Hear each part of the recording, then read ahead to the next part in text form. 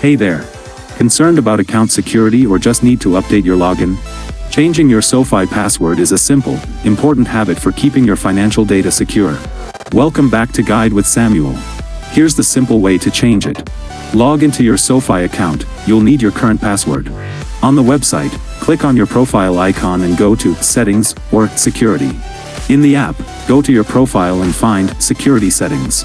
Select Change Password, enter your current password, then create a new, strong password following SoFi's requirements. Make it unique, using a mix of letters, numbers, and symbols. My crucial pro tip? Use a password manager.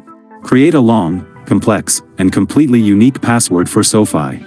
Let a password manager remember it for you. This is far more secure than using a memorable password that you might reuse on other sites, which is a major security risk. Just like that, you strengthen the first line of defense for your financial accounts.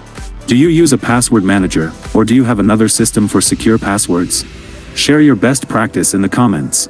For more essential security guides, subscribe for more. Thanks for watching.